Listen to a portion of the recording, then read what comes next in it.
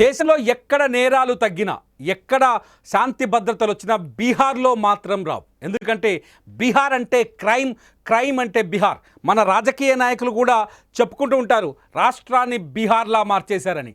ఎందుకంటే బీహార్లో హత్యలు అత్యాచారాలు వెరీ కామన్. కానీ దేశంలో ఈ తరహా రేప్ మళ్ళీ ఎప్పుడు జరగలేదు. గతంలో ఢిల్లీలో జరిగిన ఏదైతే హత్య రేప్ ఉందో, ఢిల్లీలో జరిగిన నిర్భయ రేప్ ఉందో, అంతకంటే అటువంటి ఒక దారుణమైన సంఘటన తాజాగా బీహార్లో నమోదైంది. మామూలు కాదు. కాకపోతే అక్కడ హత్య చేశారు, ఇక్కడ అత్యాచారం చేసి వదిలేశారు. బీహార్లో హోంగార్డ్ టెస్టుల కోసం హోంగార్డులుగా ఎన్నికయ్యేందుకు హోంగార్డ్గా ఫిజికల్ టెస్టులకు అపియరెన్స్ అయిన ఒక మహిళ, ఒక యువతి ఆ హోంగార్డ్ టెస్టులకి వెళ్ళింది. ఫిజికల్ టెస్టుల్లో రన్నింగ్ చేస్తూ కింద పడిపోయింది. సాధారణంగా రన్నింగ్ చేస్తూ కింద పడిపోయిన వాళ్ళని ఆసుపత్రికి తరలించడానికి అక్కడ అంబులెన్స్లు అరేంజ్ చేస్తారు. సో అటువంటి అంబులెన్స్లో అమ్మాయి ఎప్పుడైతే అంబులెన్స్లో పడిపోయిందో వెంటనే అంబులెన్స్లోకి ఎక్కించి ఆసుపత్రికి తరలించారు. అక్కడ ఉన్న మిలిటరీ పోలీస్ అధికారులు కట్ చేస్తే ఏదైతే మిలిటరీ గ్రౌండ్లో, ఇది బిఎంపీ మిలిటరీ గ్రౌండ్లో ఈ టెస్టులు జరిగినాయి. మిలిటరీ గ్రౌండ్ నుంచి ఆసుపత్రికి తీసుకెళ్లేలోపే ఆ అమ్మాయి పైన అత్యంత దారుణంగా గ్యాంగ్ రేప్ జరిగింది. కదులుతున్న అంబులెన్స్లోనే ఆ అమ్మాయి పైన అచేతనంగా పడి ఉంది. అమ్మాయి ఆమె పరిగెత్తి పడిపోయి స్పృహ కోల్పోయింది. అటువంటి స్పృహ కోల్పోయిన ఆ అమ్మాయి పైన అత్యంత పాశవికంగా, అత్యంత రాక్షసత్వంగా ఆ అమ్మాయి పైన లైంగిక దాడి చేశారు. కచ్చపల్ట రేప్ చేశారు దుండగులు. ఆ అమ్మాయిని అంబులెన్స్లోనే, కదిలే అంబులెన్స్లోనే, మీరు స్క్రీన్ మీద చూస్తున్నారు, ఈ అంబులెన్స్లోనే ఆ అమ్మాయి పైన, ఇంత స్క్రీన్ మీద కనిపించే అంబులెన్స్లోనే అమ్మాయి పైన అఘాయిత్యం జరిగింది. అంబులెన్స్ కదులుతూ ఉంటే అంబులెన్స్లో ఉండగానే రేప్ చేశారు. ఫస్ట్ అంబులెన్స్లో ఉన్న టెక్నీషియన్, సాధారణంగా అంబులెన్స్లో అప్పటికప్పుడు ప్రాథమిక చికిత్స చేయడానికి ఒక టెక్నీషియన్ ఉంటాడు. ఆ టెక్నీషియన్ ముందు అమ్మాయి పైన లైంగిక దాడి చేశాడు. ఆ తర్వాత అంబులెన్స్ని రోడ్డు పక్కన ఆపి డ్రైవర్ కూడా వచ్చి అమ్మాయి పైన లైంగిక దాడి చేశాడు. మనుషులనన్నా వీళ్ళని రాక్షసులనన్నా, రాక్షసులు కూడా ఇలా ఆలోచించవేమో. సాధారణంగా ఒక అమ్మాయి దొరికితే సింపతి చూపించాలి. ఆ అమ్మాయి అనారోగ్యానికి గురైంది, అచేతనంగా ఉంది, స్పృహ కోల్పోయింది.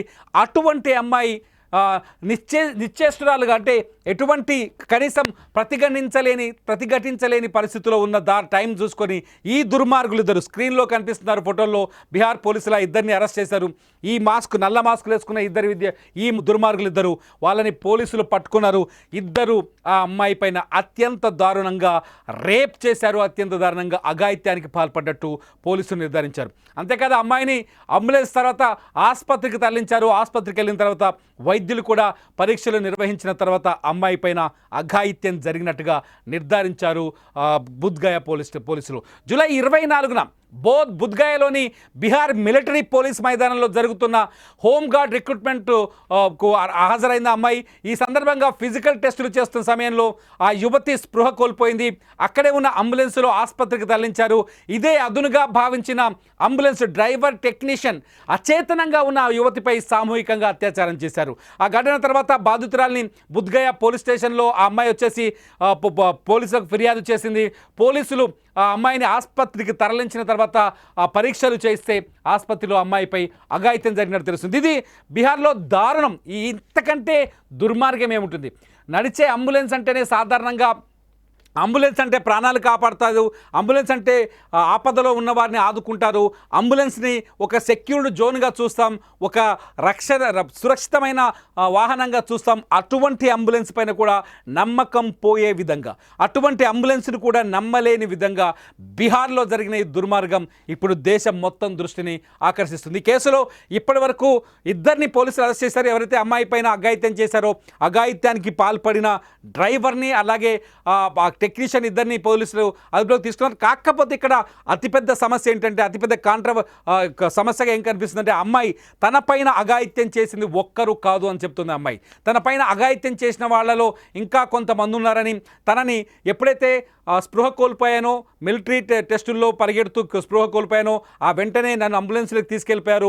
అంబులెన్స్లో అప్పటికే చాలామంది పురుషులు ఉన్నారు, అందులో చాలామంది తన పైన అఘాయిత్యానికి పాల్పడ్డారని చెప్తుంది.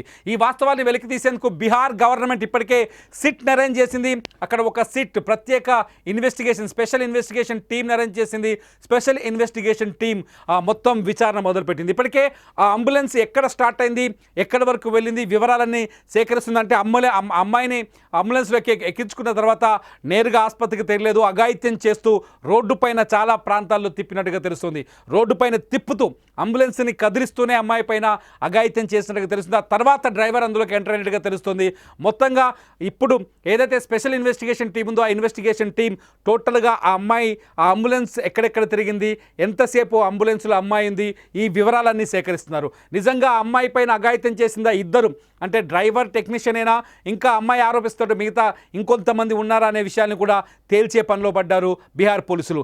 బీహార్లో నవంబర్లో ఎన్నికలు జరగబోతున్నాయి. ఇప్పటికే బీహార్లో రాజకీయ దుమారం చెలరేగుతుంది.